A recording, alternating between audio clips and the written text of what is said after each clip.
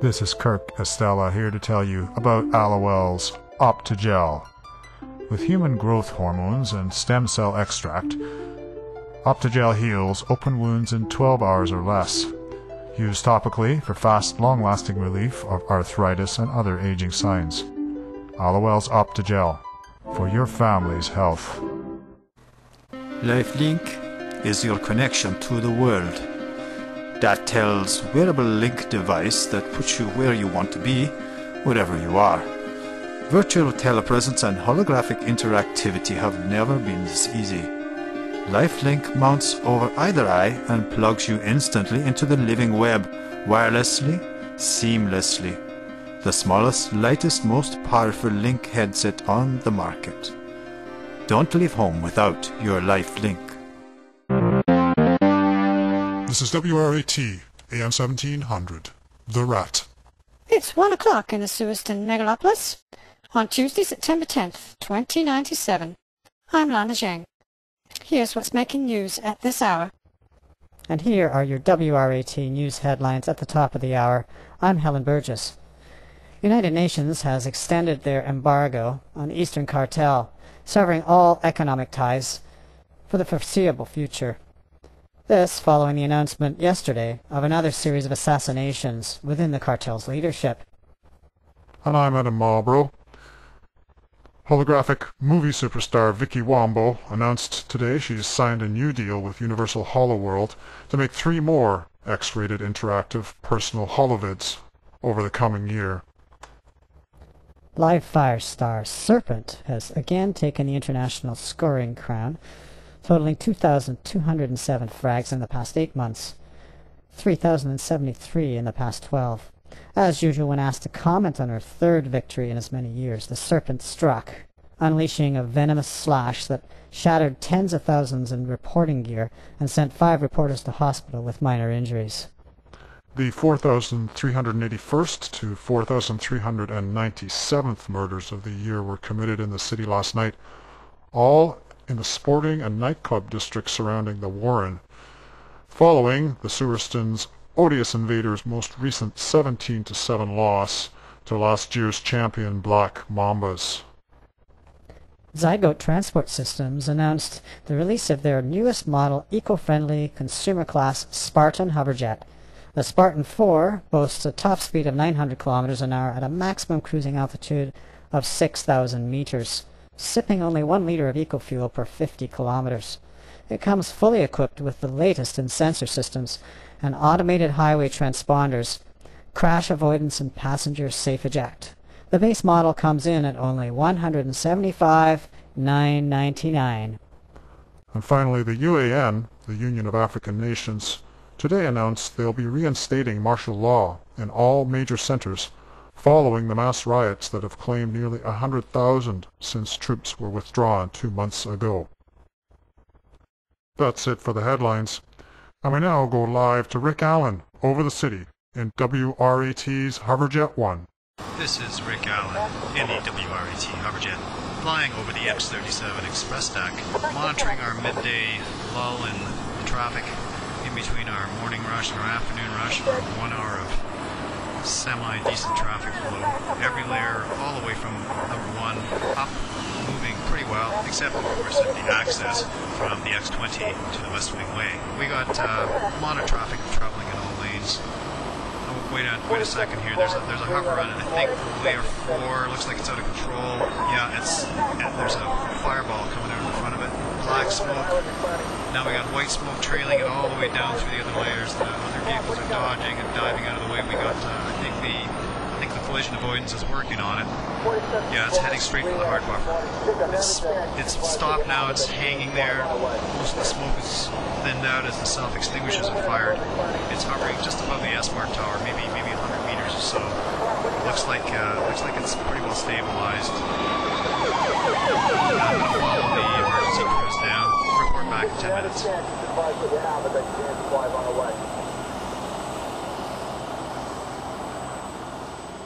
Thanks, Rick. We'll catch up with the traffic woes again in another half hour. And now it's time for a sports update with our own Oliver Zhang and his team. Speedball is in the news again.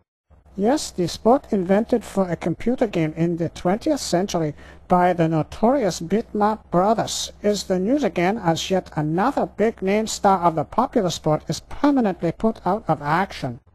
Clash Alderson, otherwise known just as The Clash, was stretched off today in the game between his current Black Mamba squad and the vicious Brutal Bombers. His manager Agora Hussein report that the Clash received ligament-severing rends to both his legs when raked and clawed by Brutal's newest star, the Slash. Slash and Clash have been dueling it out all game with 4 goals each, and Slash took Clash from behind just as he threw his 5th goal past keeper Body Breaker. Clash is not expected to play again. Of course, he could pay for a full mechanical leg system and resurface on the pitch next year to get his vengeance. Now to Causeway Stadium for a live update on the spikeball match between our Suaston Morris and visiting Holy Crusade from our own Clarice Porter. Yes, Oliver, an amazing play by the Maulers' Basher as he nabbed the ball cleanly at his own 20, shook off 3 opponents, and got up enough steam to literally plow his way through a scattered HC squad, leaving Crusaders strewn about the pitch. Brash got to the opponent's 10 before he was fouled by famed HC fullback Slamdog, who hit him from the full crossfield charge and knocked him 6 meters out of bounds. The Crusaders now take possession and are looking to add to their 2-point advantage, leading the home team Maulers by a score of 5-3. This is Clarice Porter, live from Causeway Stadium. Thank you, Clarice. And now for an update on the world of live fire tournament, our investigative sports reporter, John Horton. This is WRAT sports reporter John Horton. Suaston's live fire team, the Tail Thrashers, have just completed construction of their newest tournament ground, the Underworld Heap, in the northwest of the city. The heap comes with a full floating viewing gallery housing as many as 200,000 fans. This is going to be an exciting venue, and we're looking forward to seeing our first match. The newest weapon in the live fire world is the Lacerator.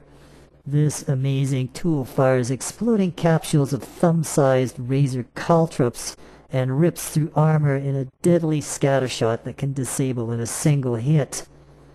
Our team star Banshee has adopted it as her favorite weapon. She'll be back on the circuit next week after massive mechanical upgrading on her robotic left leg to repair explosive damage she sustained in last month's superb team victory at the Live Fire Worlds in Berlin. Of course, a more complete sports report will be coming up on the half hour. Now here's WRAT's meteorologist, Gertrud Schweger, with a Suaston weather update. This is WRAT meteorologist Gertrud Schweger. Today will be cool for September, a chilly high of 38 degrees Celsius and a low of 27, cooler near the water. Expect thunderstorms and winds gusting to 85 kilometers per hour tonight. It should clear some of the thicker areas of smog. Lightning will be intense near midnight. Make sure your lightning rod system is in good working order and energy storage devices ready for charging. The air quality index is 3 or poor at ground level, 1 at the top of Masura Tower, 8 at 3,000 meters. Street level ozone is peaking now. Take precautions until 3 o'clock. Tomorrow will be yet another day of inversion, dead calm and excessive ozone and sulfur levels. The air will be marginally breathable. Stay indoors wherever possible and wear full breathing gear when outside. Ensure that your air exchange system is well sealed. The inversion last week resulted in 37 inadvertent deaths from faulty window and door seals. The high will be 47 degrees, typical for this time of year.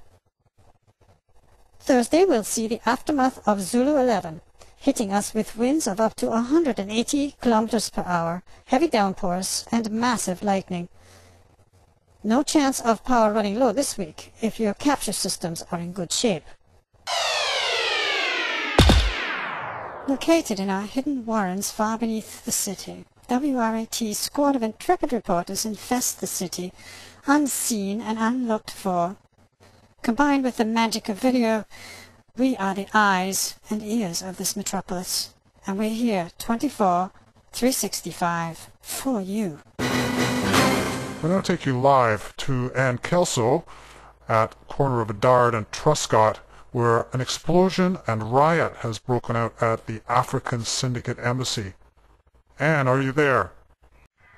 Yes, Adam, I'm about a block away from this scene of devastation and chaos, where the whole ground floor of the African Syndicate Embassy at Ediar and Truscott has been gutted by a massive explosion that rocked buildings 10 blocks away.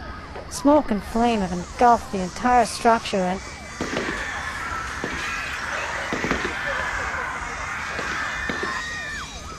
As you can hear, authorities don't yet have the crowds under control. Police and riot gear are trying to disperse the vandals who are even now looting the abandoned retail stores along Bedard. Can you tell us anything about the cause of the blast? I spoke with a fire control sergeant a few minutes ago. He assures me that this was not caused by a deliberate set device, but people on the street have a very different view. Sir, can you tell our listeners what you saw? Our bike drove right through the security gate and into the building. The rider was all in black. Some kind of terrorist attack, I know it. Nobody is safe anymore. There you have it, Adam. We'll need to wait until the fire crews get this under control and examine the remains to really know what this was all about. Our on-the-spot reporter, Ann Kelso, bringing us breaking news on the devastation and riots on the streets of Sewerston. And now, we've got the newest runaway hit from the Headstones. Slam Dunk.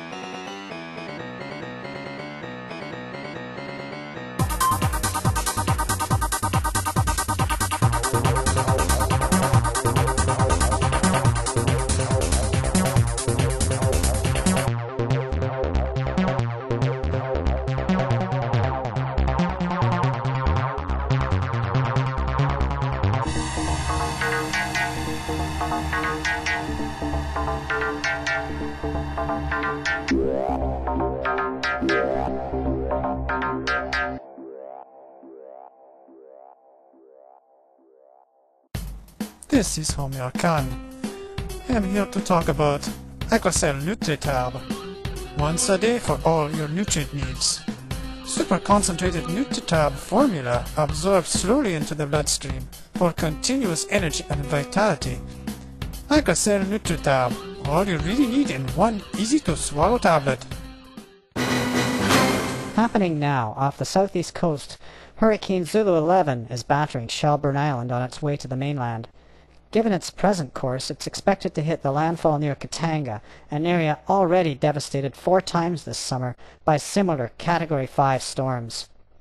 Katarina Korotkaya reports live from Ellis Bay on Shelburne Island. Helen, Ellis Bay is so accustomed to this type of weather that the only buildings now remaining above ground are built like military bunkers. Zulu 11 is of course the 11th such Category 5 storm to sweep across this area since May. In total, 24 hurricanes have hammered this tourist destination over the past 6 months, which is why all infrastructure is now built on the ground. Resorts have sufficient warning with our advanced storm monitoring service that they can move all visitor activities to the simulated surf environment beneath the island before the winds strike. And they are well stockpiled with all needed supplies. Geothermal and tidal generators supply the island with full carbon-neutral independent power. From where I am standing in the observation tower above the Weather Monitoring Center, I can see the 10-meter waves foaming out across the surface of the island, covering most of it with water. Katanga had better batten down its hatches. Zulu 11 will be at their door in a matter of hours. From besieged Ellis Bay on...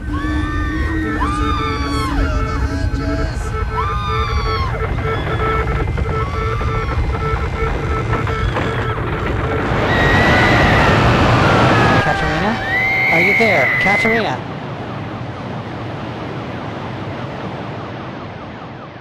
We'll continue to update you on the Shelburne Island situation as news comes in.